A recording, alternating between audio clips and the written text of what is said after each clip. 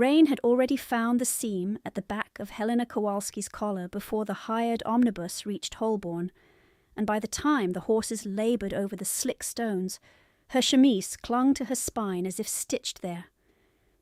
She stood because there was no bench left for her. She stood with one hand on the iron rail and the other arm locked around a pine crate of circulating library volumes that had to arrive dry enough to satisfy men who never carried them. Wet wool scraped the side of her neck each time the carriage pitched. Her right shoe had split near the sole at noon, and every cold splash from the street crept through the opening to her stocking. A merchant in a broad hat stepped around her at a stop and knocked his elbow into her shoulder without apology. A pair of young officers laughed at something she could not hear and then lowered their voices when they noticed she had heard them. No one moved to make room. No one asked whether the crate was heavy. The omnibus smelled of damp leather, mud, stale tobacco and onions wrapped in paper. Her stomach tightened at the scent of food, and then cramped harder when it did not receive any. She had eaten half a crust at dawn. Lady Kowalski had called that sufficient for a girl who was always near books, and therefore never near work, though Helena's fingers were split at the knuckles from mending spines, and her wrists bore yellowing marks where a gloved hand had gripped too hard the previous evening. When the omnibus lurched again, a gentleman steadied his cane and looked directly through her as if she were part of the luggage rack, a dark-haired shape made for holding weight and occupying the least possible space. She lowered her eyes and adjusted her grip. The crate edges cut into her forearm through wet sleeves. She did not loosen them. Dropping books would cost money. Money would be taken from her. Pain was cheaper. By late afternoon, the rain turned fine and needling, too thin to hear and sharp enough to sting. Ashdown House rose from the square in pale stone and lit windows, every sill bright with candles already burning against the early dark. Footmen in clean livery moved beneath the portico with practised speed, receiving hat boxes, parcels, cloaks, and invitations from guests whose names carried more weight than furniture. Helena stepped down from the omnibus by herself, boots sinking into the thin black stripe of street runoff beside the curb. She waited until a footman finished with a lady in violet silk before speaking. "Library consignment for the reception," she said. The young man glanced at her bonnet, at the cracked leather strap of her satchel, at the damp hem that had turned 2 shades darker from kneeling in transit to keep the crate from sliding. His expression did not alter. "Service court," he answered, and pointed with 2 fingers as if she had asked where refuse was kept. She lifted the crate again. The wood had absorbed rain despite her shawl. It was heavier now, corners rough against her palm where splinters had risen. She crossed the side passage while carriages rolled in at the front, wheel after wheel, horse after horse, every arrival announced with names spoken loudly enough for the threshold to hear and remember. No one announced hers. In the service court, kitchen heat pushed out from a half-open door carrying scents of stock, roasted onions, and fresh bread. Her body answered before thought did. Her throat tightened.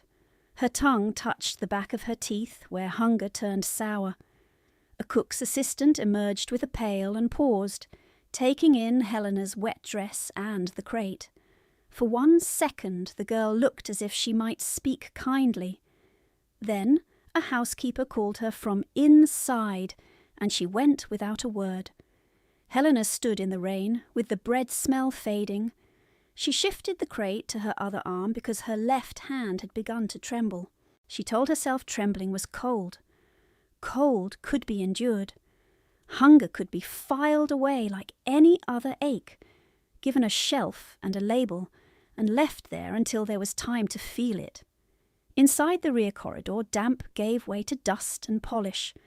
Temporary draperies had been pinned along the passage to hide work traffic from the evening guests, and a rolling walnut bookshelf had been set against a recessed wall to form a narrow sorting lane where no one important would need to pass. "There," said Mr. Pettigrew, Ashdown's steward, tapping the top of the shelf with a ringed knuckle. "Damaged bindings to your left, acceptable copies to your right. No clatter, no sound. The Dowager Duchess values discretion." His gaze moved over Helena once, brisk and disinterested. "And do not cross into the main salon corridor unless summoned." She inclined her head. "Yes, sir." He was already gone before she finished the second word. She knelt on the stone behind the shelf, where the candlelight came striped through slats and carved fretwork. Her skirt spread in a dark, wet fan around her knees. She unpacked the crate, one volume at a time, sermons with swollen boards, travel journals with warped corners, a Latin lexicon whose spine had split cleanly, 3 novels with torn title pages and glue hardened like sugar along the joints. She set up a paste pot. The paste had gone lumpy in the cold, and she worked it smooth with the back of a spoon until her wrist began to burn. Her fingertips were already raw from earlier mending at Lady Kowalski's townhouse, and each brushstroke drew a small, bright sting. The stone beneath her knees leached warmth through the thin nap of her stockings. Somewhere above, chairs scraped across polished floors and musicians tuned strings. Laughter drifted down once, blurred by distance and panelling, then vanished. She lifted, pressed, aligned, tied twine, stacked and repeated. And labour became a metronome. Breathe, paste, fold cloth, press spine, turn page, breathe again. Twice, a servant passed through the back lane carrying trays and did not look down. Once, a maid in pearl grey paused by the shelf opening and frowned at Helena's damp sleeve. "You are leaving marks," she said quietly. "Use the rag." Helena reached for the cloth and nodded. "Thank you." The maid had already gone. Her hands continued their work, measured and exact, because accuracy was the only language left to her that no one could interrupt. As dusk settled, the house changed temperature. Firelight warmed the grand rooms and left the service passage colder by contrast, as if comfort had borders and she had been placed on the wrong side of them by rule. Voices gathered overhead in layered currents, baritones discussing voting blocks and harvest yields, bright laughter from young ladies, the clipped syllables of titled women who had never needed to carry anything heavier than expectation. From the gaps in the shelf she could see no faces, only movement at ankle height when guests crossed the corridor beyond, silk hems whispering, polished shoes reflecting candlelight, a child's boot once, quickly corrected by a nursemaid's hand. She thought of her father then, not because memory was gentle, but because it was orderly and gave shape to pain. Before fever took him, he had taught her to read account books in 2 languages and to distrust columns that balanced too quickly. He had said her name as if it belonged in legal rooms. After he died, the ledgers disappeared first, then the silver, then the portrait in the drawing room, then her mother's maiden chest. Lady Kowalski arrived in winter with trunks of rose-scented silk and a voice that carried through doors. By spring, Helena's bed had been moved to the attic. By summer, she ate after everyone else, if there were remnants. By autumn, even remnants were called a privilege. She learned to keep bread crusts wrapped in paper beneath loose floorboards and to hide copied legal hands between sermon pages where no one in that house thought to look. She learned the weight of silence at table when someone said burden and meant her. She learned that a woman could be erased in increments so small no witness believed a theft had occurred.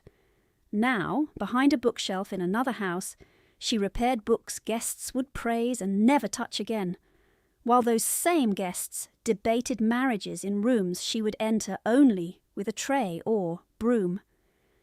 Her shoulders ached from holding herself still. Her lower back throbbed each time she leaned forward. Her stomach had progressed beyond hunger into a thin, hollow pain that seemed to ring when she moved. She pressed one hand flat over it until the spasm passed and returned to the next volume. By full evening she had sorted 47 books and mended 12. Candle wax had dried along her thumb where a drip caught her skin. Paste had stiffened under her nails. The corridor clock struck 7, then 8, each chime muffled by wall hangings, each one a reminder that time belonged to people who were expected somewhere. Helena remained where she had been placed.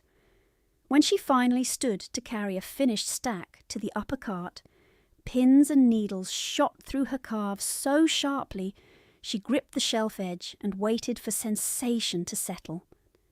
From the salon beyond came a swell of conversation, and then a hush.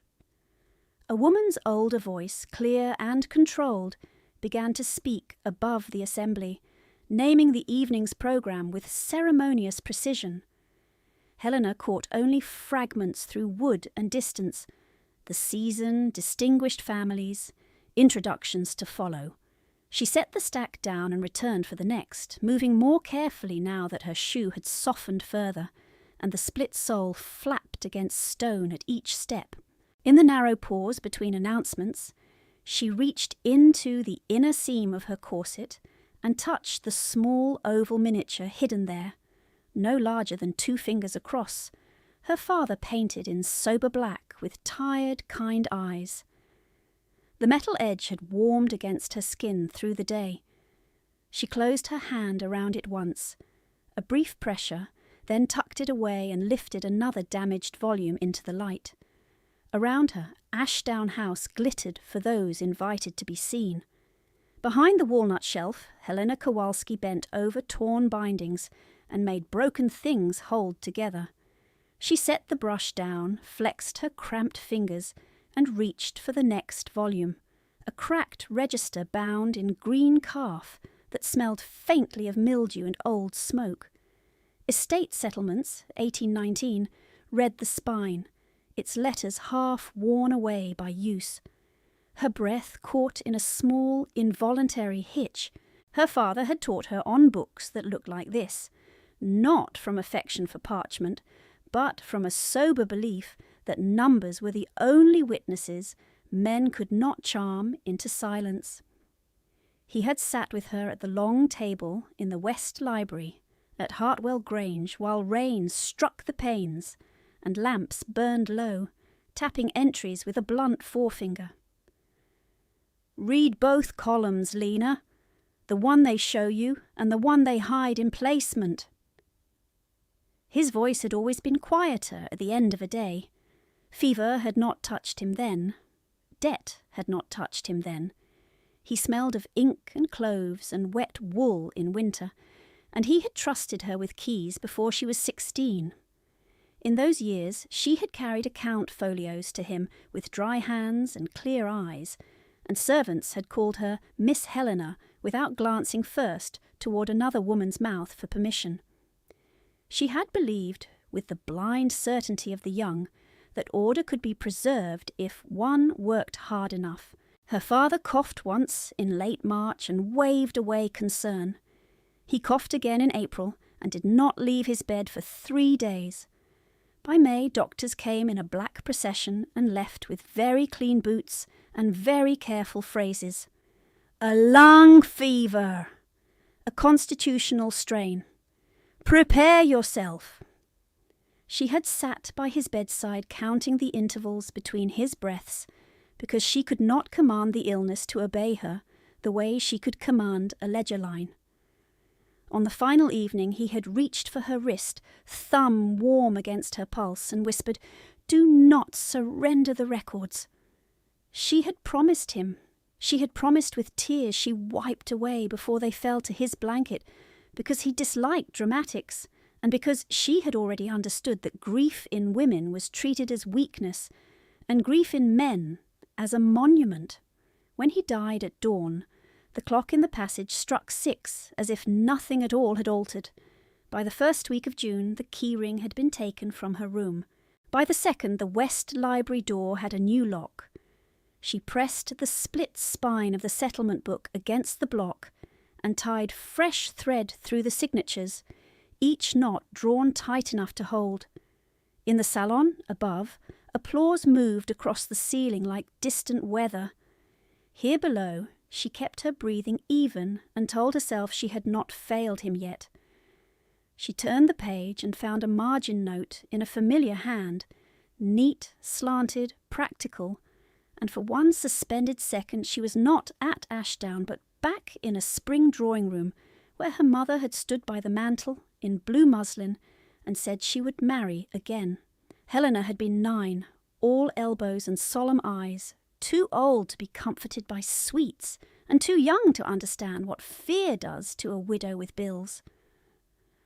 "I do this so we keep the house," her mother had told her, kneeling despite the strain in her chest, smoothing Helena's hair with fingers that trembled when no one watched. "Mr. Kowalski is a good man. You will call him what feels honest." He became father within a year, not by command but by conduct. He never corrected her accent when Polish words slipped into her English. He added her to correspondence lessons, then to French, then to legal copying because, as he said with dry finality, a woman with a trained hand is harder to erase. Her mother did not live to see how fiercely that lesson would be needed. Consumption thinned her by degrees, until lace collars hung loose at her throat and speaking left her breathless. The morning she died, Helena had been sent to fetch hot water and returned to a still room, a shut door, and the vicar already at the garden gate. The house grew gentler for 1 month in mourning, and then harsher in practical ways. Staff was reduced, horses were sold. The silver candelabra disappeared from formal dinners and never returned. Her father worked longer hours, travelled more often to settle claims, and came home with mud on his boots and deeper lines beside his mouth. He married again when Helena was 19, less than a year before the fever that killed him. He had stood in the gallery with shame held straight-backed beneath his coat and said, "Stability requires alliance." Lady Sabine Kowalski arrived with trunks of rosewater silk, 2 daughters polished like porcelain, and a solicitor who measured rooms before she unpacked. Helena remembered the first supper after the wedding. Her stepmother had lifted a spoonful of soup, tasted, and set it down untouched.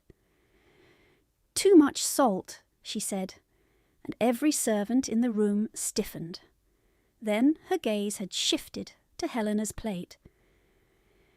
"You may finish mine. Waste is vulgar." It had sounded generous to anyone listening from the hall.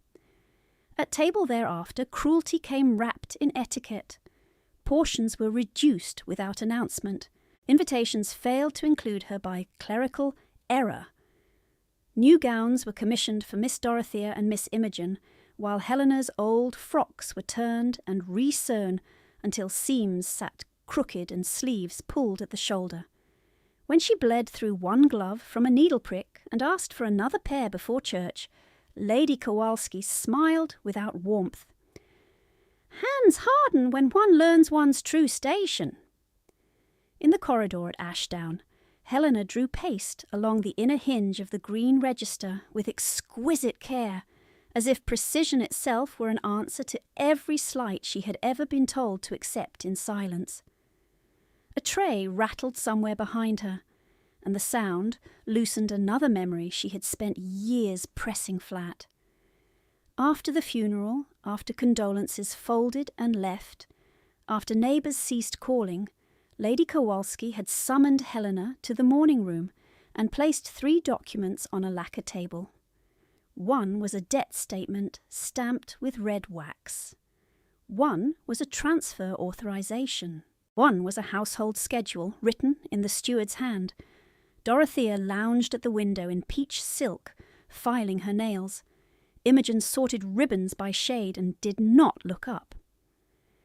"You will sign where marked," Lady Kowalski had said, tapping the page with her ring. "You are young. You are unversed in business. Guardianship is mercy in such circumstances." Helena had read quickly, throat tightening as figures slid into place. The debt named against the estate exceeded by half what she knew to be true.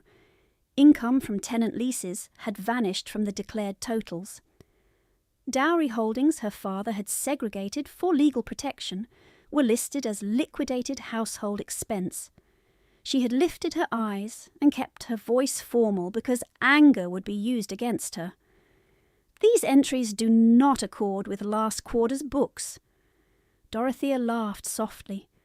Imogen echoed it a beat later, thinner and sharper, like a second bell struck with less confidence. Lady Kowalski leaned back and folded her hands. "How fortunate that you possess opinions! How unfortunate that opinions do not alter law!" When Helena did not pick up the pen, the stepmother rose with measured calm, crossed the carpet, and closed her gloved fingers around Helena's wrist until bruises blossomed by evening.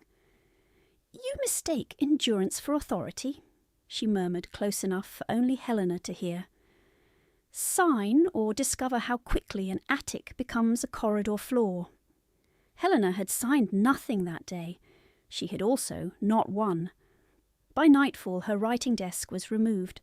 Her key to the archive chest was demanded and refused, then taken by force while Dorothea watched with bright amusement, and Imogen looked away only when Helena met her gaze directly. The next week Dorothea wore Helena's mother's garnet comb to supper. Imogen took the ivory-handled letter opener Helena's father had given her, and called it a trifle found in a drawer. Lady Kowalski moved into the principal bedchamber and had Helena's books boxed for cataloguing. 2 boxes returned light by half. In their place came chores designed not to complete but to diminish, polishing stair rails already polished, mending linen too worn to mend, carrying coal scuttles up 2 flights though a boy was hired for that purpose. Food narrowed to what remained. Sleep narrowed to the attic under a leaking eave where winter wind found every crack. Once, during a dinner for neighbouring families, Lady Kowalski called Helena into the room to refill wine and said in a bright hostess tone, "My poor stepdaughter is devoted to useful tasks. Some girls are simply made for service." Laughter answered from polished men with napkins on their laps. Dorothea smiled into her glass. Imogen studied the candelabra as if flames were more interesting than humiliation. Helena's hands had stayed steady. She had poured without spilling. That was how survival looked in a house where witnesses preferred comfort to truth. The wax on her thumb cracked as she bent it, and she realized she had been gripping the brush so tightly her knuckles had gone pale. She set it down, reached for the rag, and wiped her fingers clean in slow strokes until feeling returned. Above, the dowager's voice rose again, measured and resonant, introducing lineages as if reciting scripture. Helena caught names she had seen in newspapers and heard in market gossip, families with crests pressed into carriage doors and debts buried beneath entailments no daughter could challenge. The contrast was so clean it almost numbed. In one corridor, women were presented like polished silver, ranked by blood and acreage and dowry weight. In another, she sat on cold stone repairing what other hands damaged through carelessness. Yet even now the past did not remain past. It lived in her body like weather held in bone. Hunger made her irritable at odd hours because she had trained herself to ignore it too long. A sudden step behind her could send heat up her spine before reason intervened. The faintest drift of rosewater in a crowd could tighten her chest until she counted objects in the room to anchor herself. 1 table, 2 sconces, 3 doors, breathe. She had learned to inventory danger as she inventoried books. She had learned which servants could be trusted with silence, which clerks looked the other way for a coin, which notaries allowed copies after hours if addressed with perfect courtesy and a plausible pretext. In the third week of September, while Lady Kowalski attended a musicale, Helena had entered the locked archive with a wax impression stolen from Dorothea's dressing table, and removed only what she could hide beneath her petticoat without changing her gait: 3 rent rolls, 2 loan contracts, 1 memorandum bearing her father's hand in both English and Polish. She had copied them by candlelight over 6 nights, eyes burning, shoulders locked, then stitched the originals inside the backing board of an obsolete atlas no one opened because the Baltic coastline had shifted and fashion dismissed outdated maps. If discovered, she would have been turned out with no reference and no bed. If not discovered, she might some day prove what had been taken. That narrow hope had kept her spine straight when shame tried to bend it.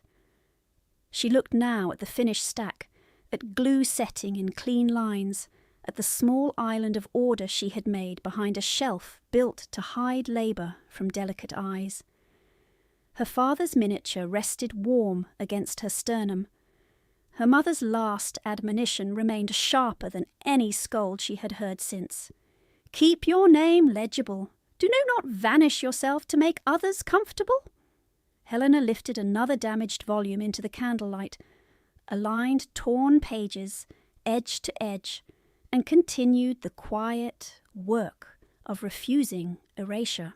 The house held steady around her for 3 breaths, 4, then broke. A sharp scrape sounded beyond the slats, too heavy for a tray and too abrupt for careful service. She froze with thread between her fingers. Voices passed in the main corridor, quick and formal, then receded. She bent again to her work. Something pale slipped through the fretwork above her shoulder and fluttered once before landing in the narrow runnel of rainwater that had tracked in from the service court and pooled by her split shoe. The folded paper drank the puddle at once. Ink bled along the edge in a dark bruise. She reached it before the water took the words. Her fingers left damp marks as she unfolded the page under the candle flame. Lady Kowalski's hand was unmistakable, slanted and hard, each letter pressed as though the paper had offended her. "Return before midnight. You will sign consent to the Rook arrangement tonight. Refusal forfeits your room wages and personal effects. Do not test me in this." Below the line, in smaller script, came the final cruelty. A woman with no dowry should be grateful for any offer, however aged. Helena read the note twice because disbelief was slower than fear. Elias Rook, 60 if he was a day. A creditor who smelled of cloves gone stale and wore rings too tight for his swollen fingers. He had once lifted her chin at supper, while Lady Kowalski watched and said she had quiet eyes, which could be trained. Her stomach clenched so hard she had to brace one hand on the shelf to stay upright. Midnight. The corridor clock had already struck 8. Ashdown was half an hour by hired cart in clear streets, and longer in rain. If she returned, the paper would be waiting, pen laid beside it like a knife set for carving. If she did not, the attic bed would be stripped before dawn, and her trunk placed on the landing where any passing maid could inventory her life in a glance. She folded the note once, then again, each crease exact despite the tremor in her thumb, and slid it beneath the green register she had just repaired. Her breath came thin and high. She forced it lower. Think. She needed a messenger she could trust, a delay she could create, a place for the copied documents if she were turned out before she could retrieve the atlas backing. She had one thought only half formed when the hidden door at the end of the sorting lane shuddered under a weight from the other side. The latch gave a dry metallic snap. Wood struck stone with a crack loud enough to wake the dead. A man in evening black came through the half-sprung panel and caught himself against the shelf with a gloved hand, rain scattering from his sleeve in a bright arc. He did not stumble again. He straightened to his full height in the cramped passage and filled it as if the corridor had been built around him rather than he forced into it, broad shoulders under a soaked coat, white cravat gone slightly loose at the throat, dark hair wet at the temples, face cut in severe lines that looked more accustomed to command than conversation.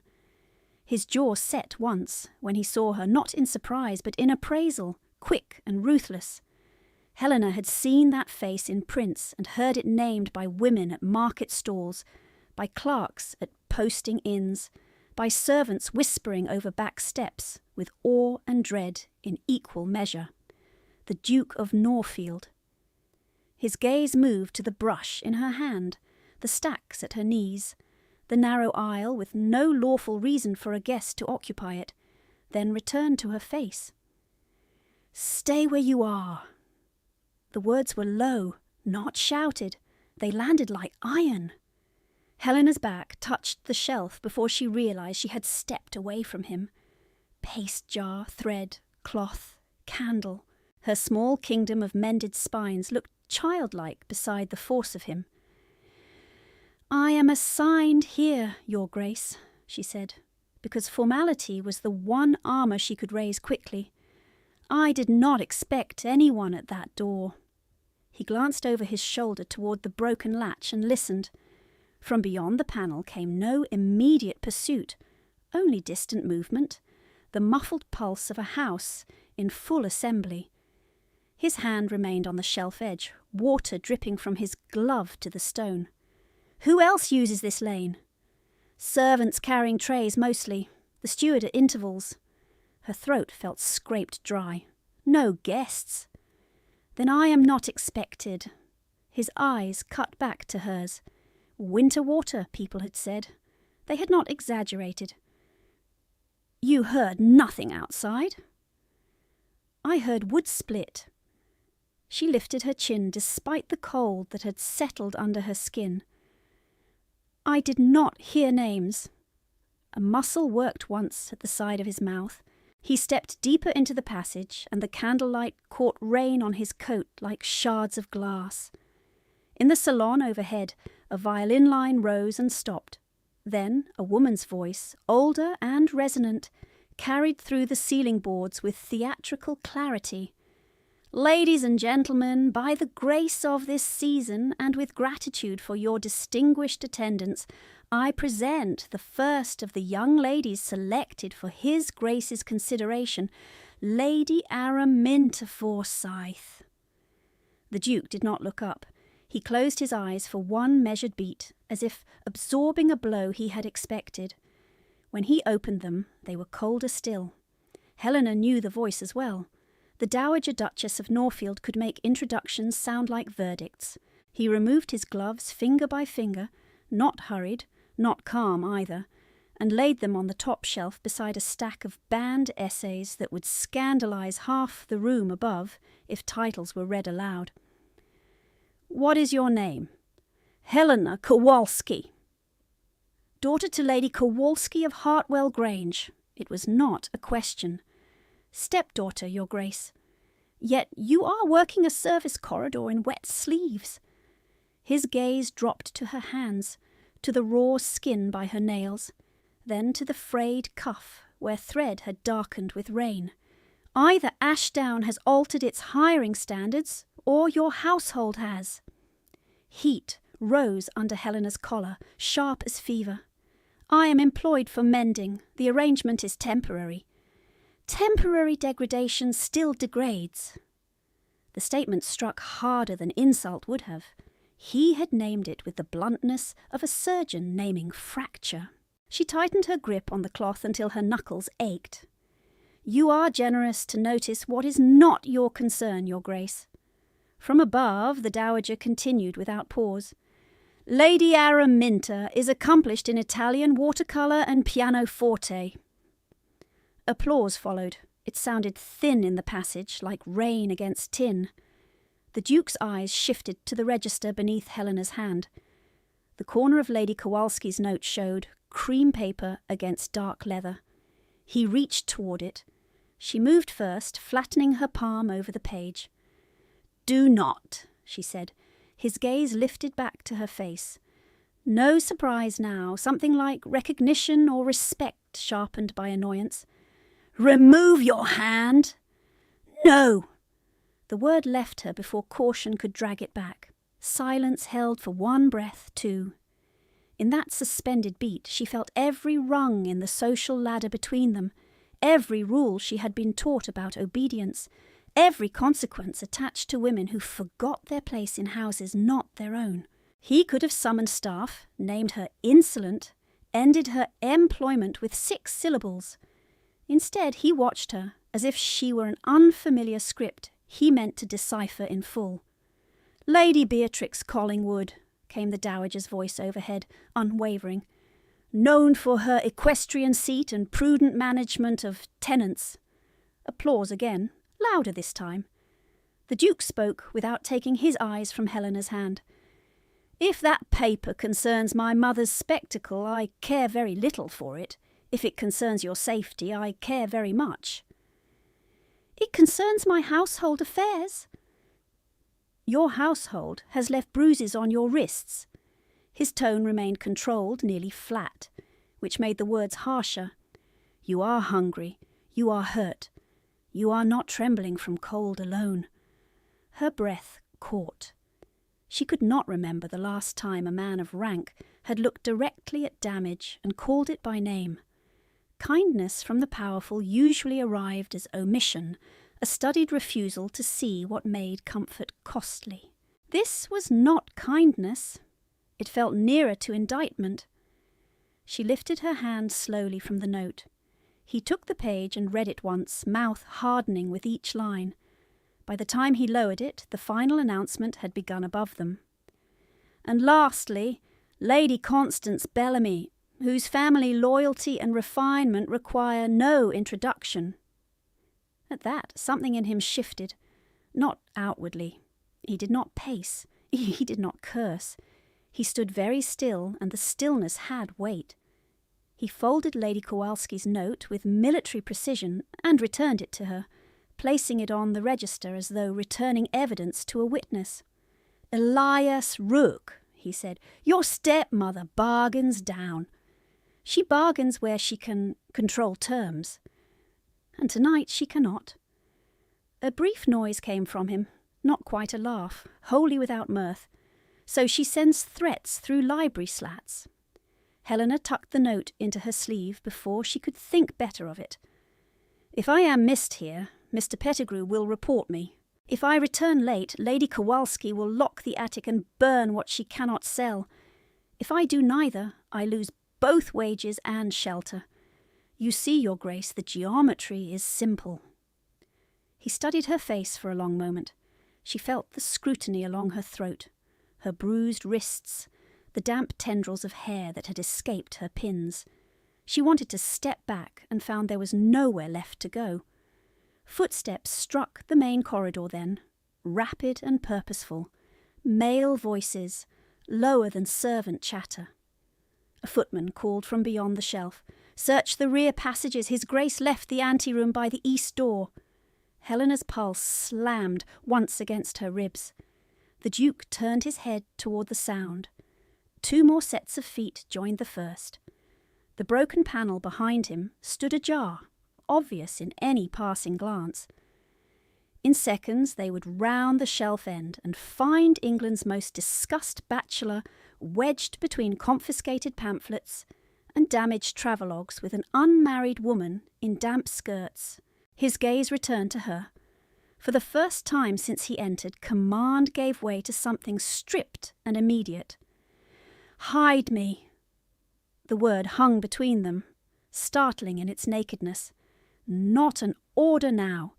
A request too blunt to be polite and too urgent to refuse without choosing disaster for them both.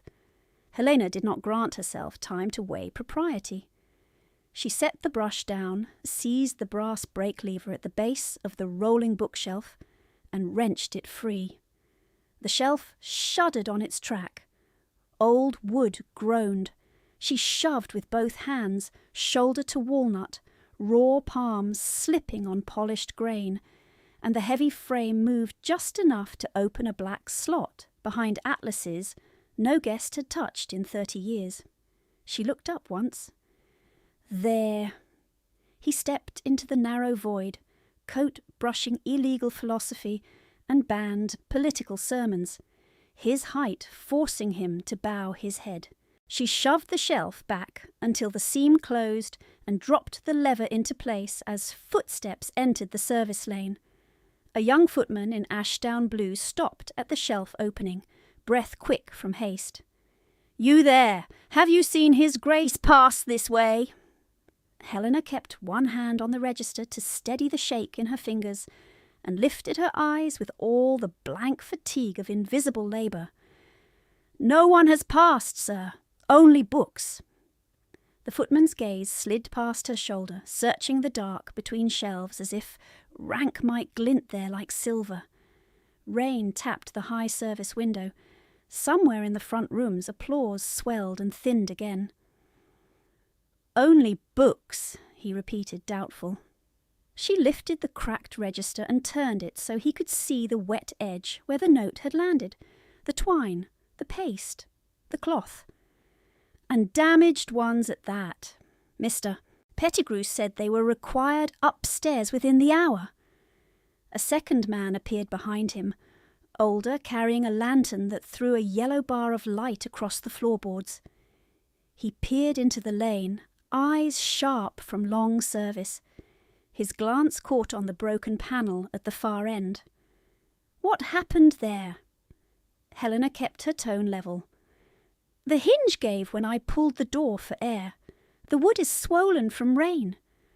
The older servant frowned. "You were told not to use that door." "I was told to finish the mending." The younger footman shifted, impatient to continue the search. Voices called from the main corridor. "West stair empty. Check the conservatory passage." The older man clicked his tongue. "If you see anyone in evening black, you report at once." "Yes." He held her gaze one beat longer, measuring compliance, then turned and moved off at a near trot, lantern rocking. The younger followed, boots striking stone in quick rhythm until both sounds dissolved into the larger pulse of the house. Helena stood still until the last echo faded. Her hand had locked around the register so hard her fingertips burned. She set it down carefully, then reached for the brass lever and eased it free. The shelf shifted a hand's breadth. A dark shape unfolded from the slit behind banned folios. The Duke stepped out without sound and reset the shelf himself. One smooth motion, as if secrecy were another skill he had acquired young and never put down. "You lied cleanly," he said. "Not cleanly. Plausibly." Her throat felt scraped raw. "If they inspect the hinge, I shall be dismissed by midnight." His eyes flicked to the broken panel, then back to her face. "I will have it repaired before anyone returns." That would draw notice. "It will be done by men who do not report to Pettigrew." She should have argued further. She should have insisted he leave before another search reached the lane. Instead, she found herself listening to the room above, where the dowager's voice had shifted from presentation to supper instructions, every syllable controlled, every pause arranged. The season's brides would be descending now in silk and jewels. Servants would open doors. Men would bow. Women would appraise.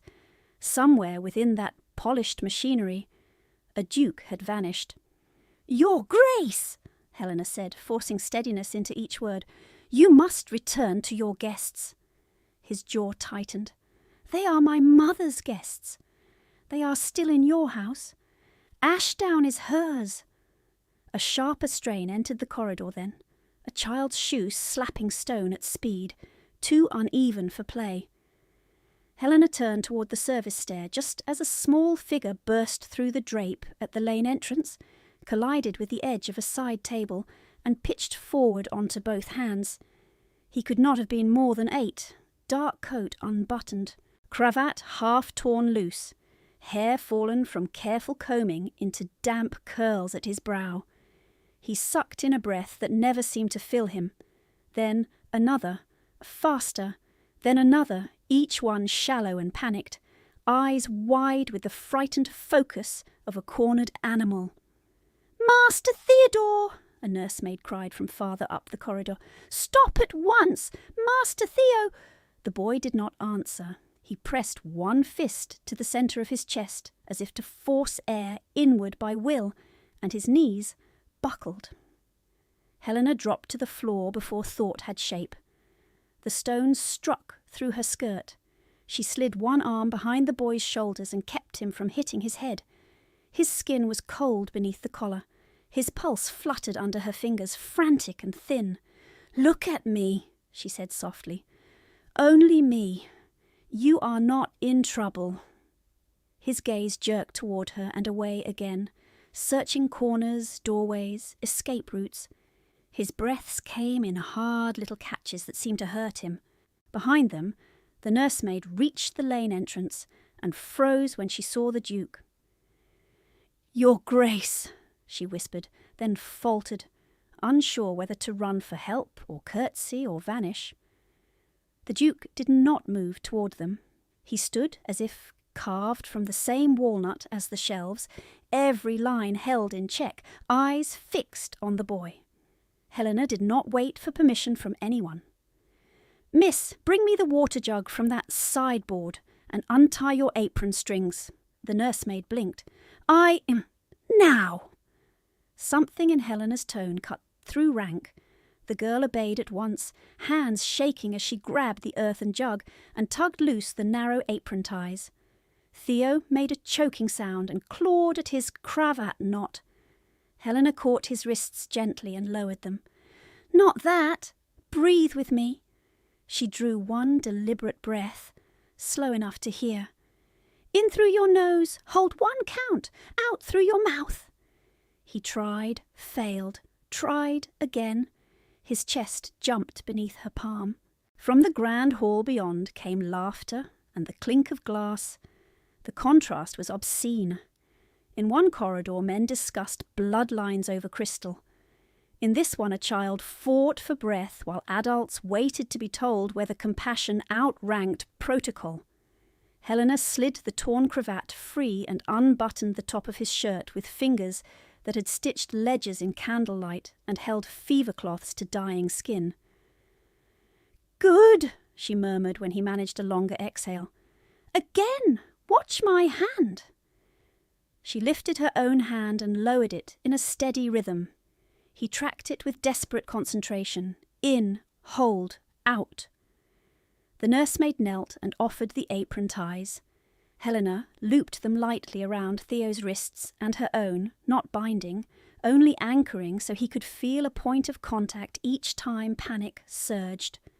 "You are here," she said. "The floor is under you. The wall is behind you. You are safe." His lips trembled. "I cannot." "You can. You are doing it now."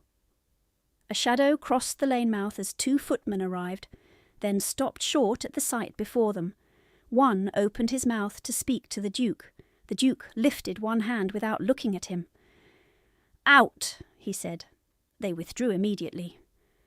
By the time the corridor clock struck 9, Theo's breaths had lengthened from gasps to ragged pulls. Colour returned to his mouth in faint increments. Helena wet the corner of her sleeve and touched it to the back of his neck. Cooling skin gone hot from fear. The boy leaned into her without seeming aware he had chosen to. "Who is she?" he whispered, not to Helena, not to anyone in particular, as if language were returning in fragments. "Helena," she said, "that is all you need for now." He swallowed. They were looking at me. She did not ask who. She had heard enough drawing-room conversations to know how children were measured in noble houses.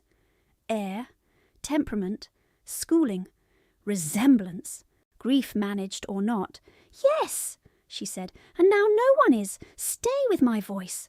His fingers, small and cold, closed around two of hers. The nursemaid edged closer, near tears. "Master Theo has spells, ma'am. Since her grace passed. They worsen when rooms are crowded. The dowager says he must learn discipline." Helena felt the boy flinch at the title. She adjusted her posture so his head rested against her shoulder and not the stone. Then tonight he needed quiet, not discipline. The nursemaid looked toward the Duke in alarm, as if that sentence alone might cost her position. The Duke's face revealed nothing. Rain had dried in dark lines on his coat. He remained where he had first stopped, one hand on the shelf edge, knuckles white against polished wood. Theo's breathing steadied further. Exhaustion arrived as suddenly as panic had. His body went heavy by degrees, trust replacing fear without ceremony. Helena eased herself back until she sat against the wall, knees bent, and settled him across her lap so his spine stayed open for breathing. She nodded to the nursemaid. "Bring a folded cloak for his feet, not wool scratch, linen if you have it." The girl hurried away. Silence returned in layers. Distant music, fire crackle from a kitchen grate, the soft rasp of Theo's breath against Helena's sleeve. She did not look at the Duke. She could feel him, nonetheless, a fixed point at the edge of her vision, watching with the intensity of a man who had lived too long inside, controlled rooms, and did not know where to place his hands when care could not be delegated. After several minutes he spoke, voice low enough not to wake the child. "You have done this before. My mother had weak lungs." Helena kept her gaze on Theo's face. "Later, my father, during fever. Fear changes the breath in similar ways." "You did not hesitate," she almost answered with politeness, then chose truth. "Hesitation is a luxury children do not possess." The nursemaid returned with a linen lap blanket and knelt to tuck it over Theo's shoes. Her eyes shone with relief. "Thank you, miss, thank you." Helena inclined her head and resumed counting breaths under her own. 4 in, pause, 5 out. She felt each rise and fall through the boy's ribs until the rhythm settled into sleep. Minutes thinned into an hour, and then another.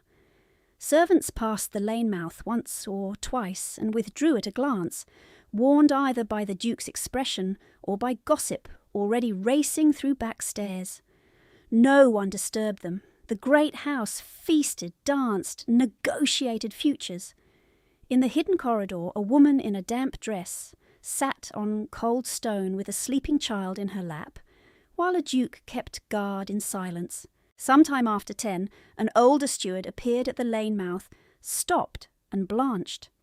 His eyes darted from the Duke to Theo to Helena, calculating breach, blame, and salvage all at once. "Your Grace," he began, bowing from the waist, "Mr. Pettigrew sends word that the Dowager requests your presence in the blue salon. The Bellamy party prepares to depart." The Duke did not shift his stance. "Tell my mother I am engaged." The steward swallowed. "Yes, Your Grace. Shall I remove the boy to the nursery?" "No!" A pause stretched. The steward turned uncertainly toward Helena. She kept her hands steady on Theo's shoulders and did not return the man's look. "Leave us," the Duke said. The steward left. The corridor lamp burned lower. Wax thickened at the base of Helena's candle and finally drowned the wick. Darkness gathered at the lane edges. Her back ached in a hard vertical line from neck to hip. Pins worked into her thigh where Theo's weight pressed bone to stone. She shifted once, careful not to wake him. "You are in pain," the Duke said. "Only stiffness." "That is not what I asked." She exhaled through her nose, a sound almost like laughter and nothing like mirth. "Yes, Your Grace, I am in pain, but he is sleeping." He absorbed that and said nothing. For a long time the only movement came from Theo's breathing and the occasional pass of light beneath the distant drawing-room door. Near midnight the nursemaid returned with warm milk and bread wrapped in cloth, hovering in the lane mouth as if uncertain to whom to offer either. Helena's stomach clenched at the smell before she could school her face. The Duke spoke first. "Set it there." The tray was placed on the side table. The nursemaid retreated. Helena kept her hands where they were. "I cannot take food from your household without permission from mine." His eyes cut to her, incredulous and severe. "Your household threatened to sell you by midnight." "It will still call itself mine in the morning." "Not for long." The words came hard, then softened by a degree. "Eat." She should have refused. Pride, caution, habit, all demanded refusal. Theo stirred in his sleep and pressed closer, cheek against her sleeve. Her body chose for her. "If I move, he wakes." The Duke crossed the lane in 2 strides. He took the bread, tore it into small pieces, and held one out. She stared at his hand. Rain had dried there in faint tide marks. A shallow scar crossed the knuckle of his thumb. No ring. "Your Grace, eat!" command again. Care concealed inside it so tightly it might have been mistaken for control by anyone who had not spent years reading what people hid. Helena leaned forward just enough to take the bread without touching his skin. It was coarse and plain, and the best thing she had tasted in months. She swallowed too quickly, coughed once, and took the milk when he offered it next. The Duke returned to his place by the shelf after that, as if proximity itself had required calculation and retreat. The corridor clock marked 12 with 12 soft strikes. Midnight. At Hartwell Grange, Lady Kowalski would be in the morning room, with her pen laid out and her smile arranged for triumph. Helena felt the hour like a hand at her throat, then felt Theo's sleeping weight and did not rise. She had made her choice on the first stroke without ceremony and without witness, except the man in the shadows who had asked to be hidden, and had now stood watch through half the night. At last Theo stirred, lashes fluttering. He blinked up at Helena in confusion, then recognition, then embarrassment at being found fragile. Children learned that shame young in grand houses. "You stayed," he murmured. "Yes." He turned his head toward the Duke. "Papa?" The single word altered the air more than any title spoken in the salon had done. The Duke stepped forward, then stopped at arm's length, as if crossing that final distance required a permission he had not yet earned. "I am here," he said. Theo's small hand reached toward him from Helena's lap. The Duke looked at that hand for a long beat, then took it, careful as if touching a wound he feared to worsen. His shoulders eased by a fraction Helena would have missed in any other man. "I do not want the blue room," Theo whispered. "You shall not have it," the Duke answered. "I do not want them looking." "They will not." The child nodded and closed his eyes again, still holding both Helena's fingers and his father's hand. Helena kept very still between them, pinned by fatigue, hunger eased but not gone, Wetham gone cold against her ankles, aware with sudden sharp clarity that she was sitting at the centre of something private and ungoverned by etiquette. A frightened boy, a silent father, and a woman who had no right to either, and had been trusted by both. No one spoke for several minutes. Then the Duke, without taking his gaze from his son, gave an instruction so quiet it was almost a confession. "Do not move." Helena had not intended to. Theo's fingers were still threaded through hers and through his father's, his small grip stubborn even in sleep, as if his body feared what his mind had not yet named. She kept her shoulders against the stone and tried to ignore the ache climbing her spine in a slow, bright line.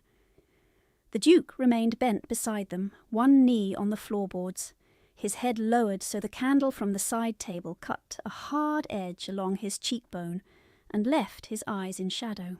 The nursemaid shifted at the lane mouth, uncertain and near tears. "Your Grace, if he is to sleep, the nursery hearth is warmer. I can fetch Mr. Hales to carry—" "No," the Duke said. His voice was quiet, final.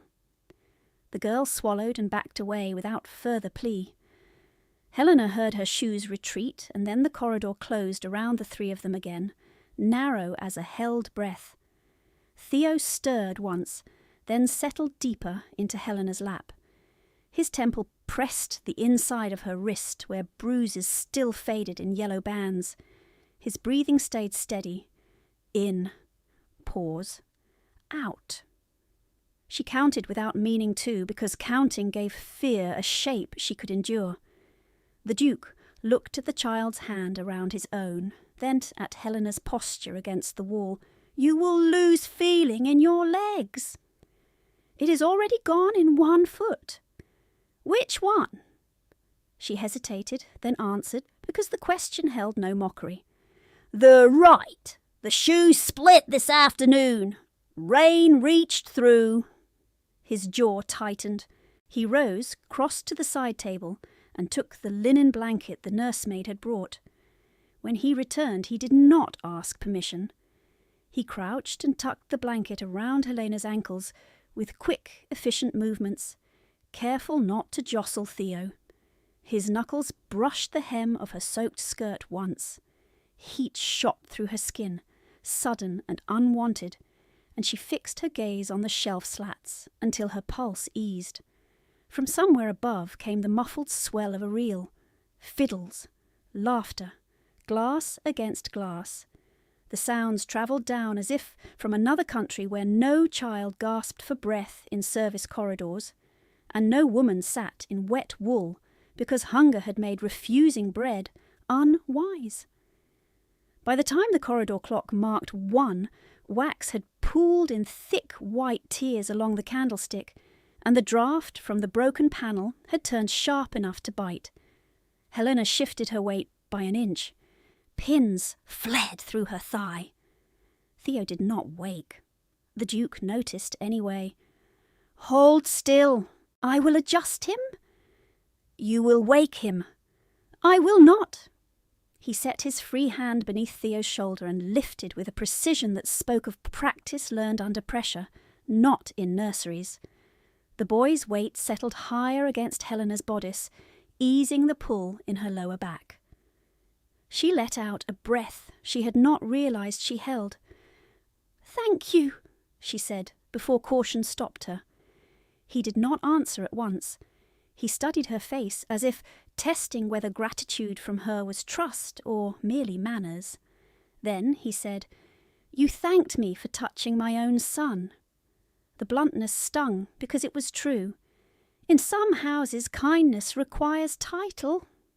In this one, it does not. She almost asked whether that had always been true. The question stayed behind her teeth. She had lived too long among people who punished curiosity from women without rank. He reached for the milk cup on the side table and held it out. "Drink again." "I am no longer faint." "That was not my instruction." A command, again wrapped around concern so tightly that only someone trained to hear danger in soft voices and care in hard ones would know the difference. She took the cup with her free hand and drank in small swallows. Warmth moved down her throat into the hollow ache of her stomach, and with it came a dangerous sensation she trusted less than hunger. Relief. When she returned the cup, his fingers closed around it before hers had fully released. Their skin touched for the length of one heartbeat.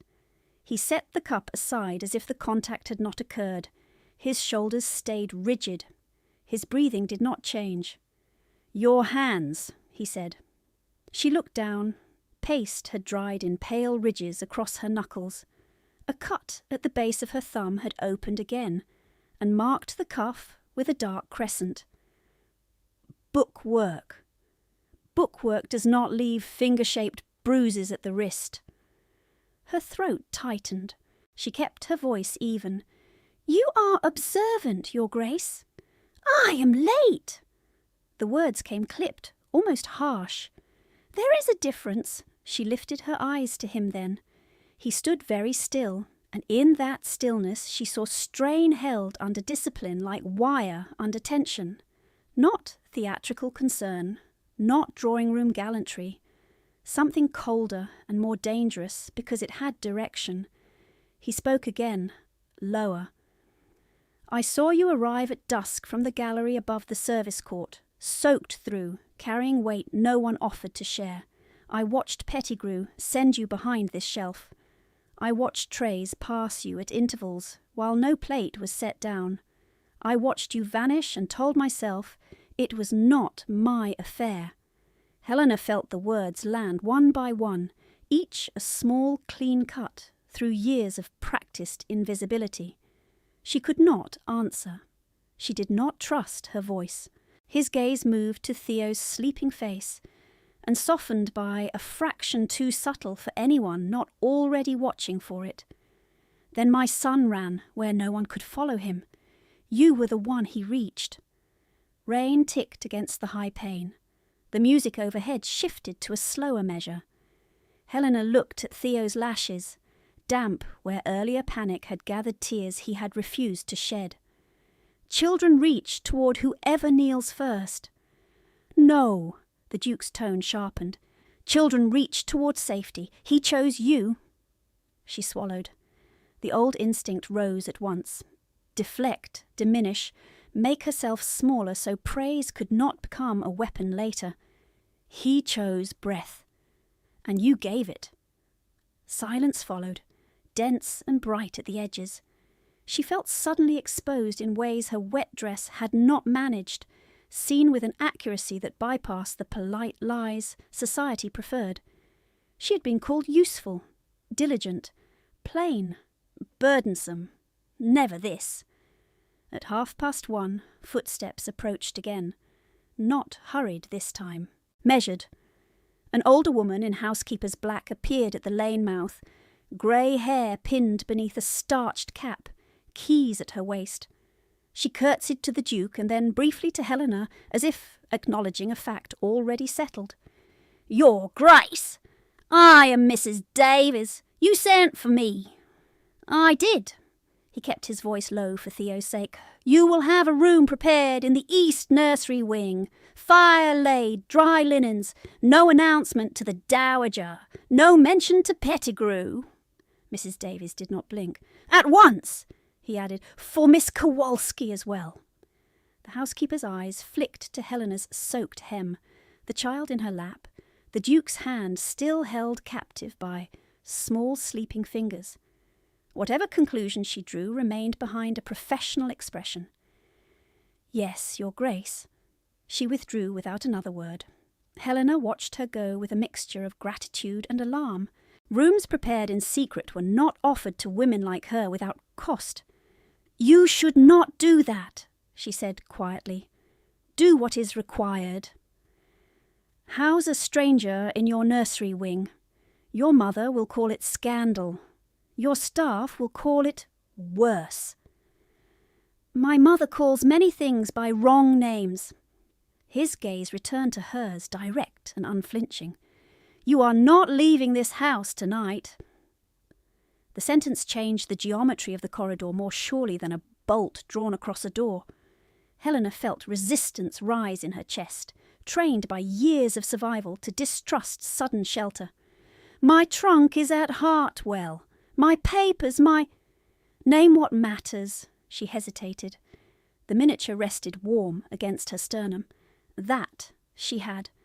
The copied ledgers hidden at Hartwell she did not. If Lady Kowalski suspected, they could be burned before sunrise. "My father's records," she said. "Not all are with me." "Where?" The question came at once, sharp and practical. Not curiosity. Strategy. "In the West Library at Hartwell. Concealed." She met his eyes. "If they are found first, I lose proof." He held her gaze for a long moment, then nodded once. then no word leaves this corridor except through me. You cannot promise that. I do not offer promises. His voice dropped further. I issue terms. Theo shifted, frowning in his sleep. Both adults stilled until his breath evened again. The Duke did not withdraw his hand. He had been crouched or standing in place for what felt like hours, muscles locked, coat still damp at the shoulders. Yet he made no move toward a chair, no move toward the warmth of his own apartments. Helena had known men who spoke of duty while delegating discomfort to others. This was not that. He bore the strain himself because moving away would risk waking his son and breaking the fragile trust the child had granted by inches. At 2, the corridor clock sounded twice. The second strike had barely faded when Theo's fingers spasmed and tightened around them both. His eyes flew open wild for one instant before recognition returned. Helena! I am here! He looked toward his father without releasing her. You did not go. No, the Duke said. I did not. Theo's throat worked.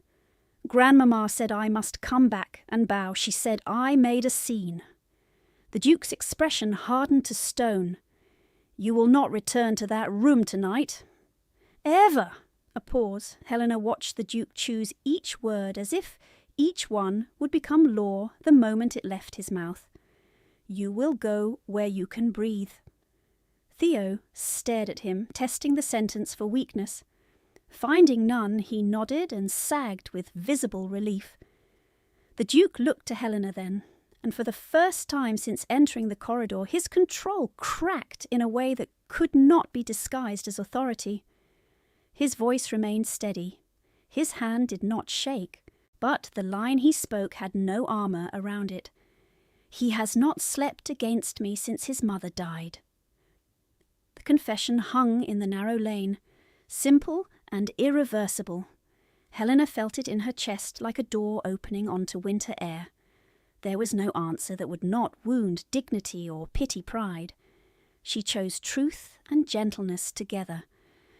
Grief teaches children to fear stillness, she said. Tonight he learned another kind. The Duke held her gaze. Something moved at the corner of his mouth. Not quite a smile. Something rarer. Acknowledgement. He rose slowly, joints stiff from the long vigil, and bent to Theo. Can you stand if I lift you? Theo nodded, but tightened his hold on Helena's fingers. She comes! Yes, the Duke said without looking away from Helena. She comes! He slid one arm beneath the boy's knees and another behind his back, gathering him with careful strength. Theo clung to his cravat and rested his cheek against the dark lapel. Even half asleep, he reached one hand back toward Helena until she placed her fingers in his for reassurance. The Duke adjusted his grip so the child could keep that fragile tether. When Helena pushed herself upright, pain lanced through her numbed legs, and she caught the shelf edge to steady herself. The Duke shifted closer at once, shoulder almost touching hers, a wall of heat and wool and rain-cooled air. Do not argue now, he said, low enough for only her to hear. You will walk beside me, you will eat, you will sleep under my protection. At dawn, you will show me where your father's records are hidden, and I will put them in hands Lady Kowalski cannot buy. The command left no room for retreat. It also left no room for her old life. Helena looked at him in the thin candlelight, at the hard profile, the weary eyes, the child held securely in his arms, and understood with a clarity that made her breath unsteady that this too was a threshold door splintering under force. He had asked to be hidden. He had stayed. Now he was naming her safety as his concern before there were witnesses to reward him for it. From the distant hall came the final notes of the night's last dance.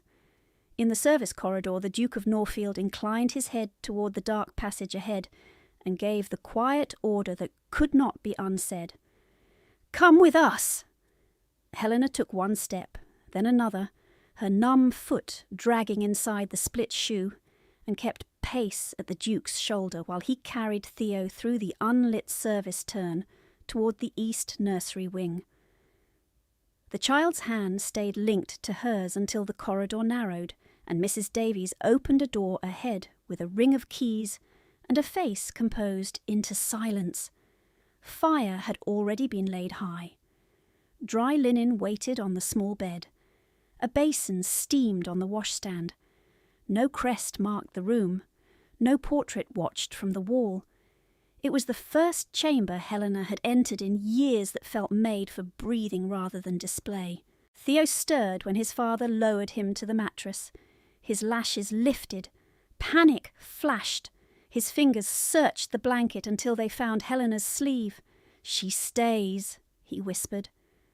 The Duke drew the cover to the boy's shoulders with careful hands. "She stays until you sleep." Helena sat on the bedside chair, damp skirt gathered under her, and brushed Theo's hair back from his forehead. The child's breathing shivered once, then settled when she began the old Polish lullaby in a low voice, the one her father had used on storm nights when shutters rattled and debts pressed at the door. She sang all 3 verses. Theo's grip loosened by degrees. His face, so guarded while awake, smoothed into the vulnerable calm of exhausted sleep. When she looked up, the Duke had not moved from the foot of the bed. The room darkened, then paled again at the window edges. By dawn's first grey line, 3 hours had passed, and he was still there, broad shoulders rigid beneath the same rain-marked coat, as if motion itself would break what had been entrusted to him. Mrs. Davies came once with broth and bread, set both down in silence, and withdrew. Helena ate because he told her to eat and because her hands had begun to shake against the spoon. He did not touch the tray. He watched his son breathe and held himself still as stone. At last the corridor clock struck 5. The Duke turned from the bed. "Now you will show me." She rose, knees protesting, and followed him back through the service passages, while the house remained between night and morning, all silver ash in the windows and dying candles in brass sconces. At the lane behind the walnut shelf, she stopped short. The broken panel hinge had been replaced. Fresh screws gleamed. No splinter lay on the floor. His men had done exactly what he said and left no mark of entry. He nodded toward the shelf. "Where?" Helena crouched beside the lower backing board, slid 2 fingers under a loose strip of veneer, and pulled. A narrow packet came free, wrapped in waxed cloth and tied with plain thread. Her translated extracts, rent columns in her father's hand, parallel entries in Polish and English that did not match the declared debt statements Lady Kowalski had forced on household books. She placed the packet on the work table. Her sleeve rustled. She drew out Lady Kowalski's midnight note and set it beside the ledgers. The Duke untied the cloth and read in silence, page after page, jaw hardening. When he reached the final sheet, he looked at her with the same brutal clarity he had used all night. These figures proved diversion of dowry funds and falsified creditor claims. They also reference originals not present. "The originals are at Hartwell," Helena said, "inside the backing of an obsolete Baltic atlas in the West Library. Shelf C, 3rd case. The map no one opens." He went to the door and spoke once to the guard outside. "Send my rider now, 2 constables, 1 solicitor. They secure the West Library intact and seize the atlas only in witness of the magistrate." The guard bowed and ran. External orders given. Outcome now in motion. No room left for Lady Kowalski to burn the evidence before noon. By the 2nd hour after sunrise, Ashdown had changed from revelry to tribunal. The selected brides had not yet departed. The dowager had ordered chocolate in the blue salon and expected compliance from everyone breathing her air. Instead, she found her son in the long hall with a magistrate from Westminster. a solicitor with seal ribbons, and Helena standing beside the library table in her plain dark dress, hair repinned, wrists still bruised. The Dowager Duchess of Norfield entered with silk whispering and displeasure sharpened to elegance. "Alistair, explain this spectacle." He did not bow. "It is not a spectacle. It is a hearing." Her gaze cut to Helena, as if to an ink stain on velvet. "This girl has no place in my morning rooms." The Duke's voice stayed level. "Miss Kowalski stands where I direct." The magistrate, Mr. Fenwick, stepped forward, grave and meticulous. "Your Grace, I have received preliminary documentary evidence alleging fraud against Lady Sabine Kowalski of Hartwell Grange. Further corroborating material is en route under constable escort. I request witness statements before noon." At that exact moment, Lady Kowalski arrived in rose silk and controlled fury, with Dorothea and Imogen behind her like mirrored ornaments. She had expected to collect Helena, force a signature, and leave before gossip could harden into consequence. She had not expected officers at the door. Her perfume reached the hall before her words did. Lavender and rosewater. Helena's chest tightened with old reflex and then steadied when she felt the miniature at her sternum warm beneath stays. "Helena," Lady Kowalski said, smile fixed, "you have embarrassed us enough. Come here." Helena didn't move. Lady Kowalski crossed the floor, grabbed Helena's arm, and struck her across the face before the nearest footman could inhale. The sound cracked through the room. The Duke stepped between them so quickly the movement blurred. His hand closed around Lady Kowalski's wrist, not cruel, absolute. "You will not touch her again." Dorothea went white. Imogen looked at Helena for one hard second and then finally spoke to the magistrate with her eyes on the carpet. "My mother ordered household entries altered after Mr. Kowalski died. I copied 2 pages myself. She said it was correction." The loaded silence around Imogen broke. She had watched for years. Now she testified. Mr. Fenwick lifted his pen. "Statement recorded." A commotion sounded at the entrance. Boots, wet cloaks, a constable's formal call. The rider had returned from Hartwell faster than seemed possible. 2 officers carried a wrapped atlas and a locked document box.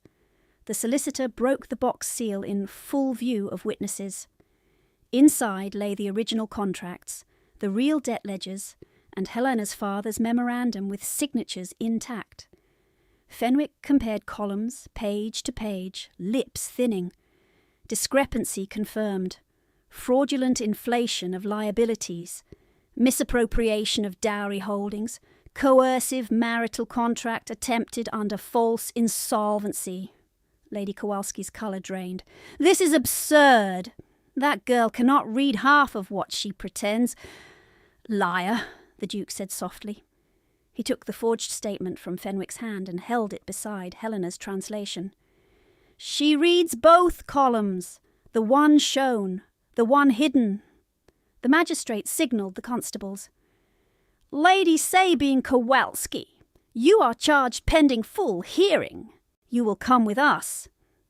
As they stepped forward, Lady Kowalski turned once more toward Helena, rage breaking through polish. "You plain, ungrateful thing! You would ruin your own house!" Helena touched her stinging cheek, lifted her chin, and answered in a voice that carried to the far mirror. "You ruined it first!" The constables escorted Lady Kowalski from the hall. Dorothea followed in tears. Imogen paused beside Helena, opened her mouth as if to say something she had never dared, then closed it and went after them. Whatever apology she carried had come too late to alter the years behind them, and Helena marked that truth without bitterness. The Dowager stood rigid by the mantel, scandal and calculation warring behind her composure. "Alistair, this destroys the season." He turned to her. "Good." He crossed to Helena, stopped 1 pace away and addressed not only his mother but every witness in that room. I choose Helena Kowalski. The sentence landed like a bell strike. Mr. Fenwick cleared his throat. For legal clarity, Your Grace, do you mean to offer patronage, position, or marriage? The Duke did not look away from Helena. He opened his hand between them, palm up, unforced, the same hand that had held bread to her mouth in a dark corridor and held his son through fear. Marriage and equal authority over the restored Hartwell Library under trust. No one spoke. Even the fire seemed to pause. Helena felt the old instincts rise, all the learned cautions of a woman who had survived by expecting the floor to vanish. Then she looked at Theo at the nursery doorway, blanket around his shoulders, watching with solemn eyes, and at Mrs. Davies behind him, steady as an oak post. She looked at the ledgers on the table, at her father's hand preserved, at proof no one could now erase. She placed her bruised fingers in the Duke's open palm. Yes, Your Grace, on those terms.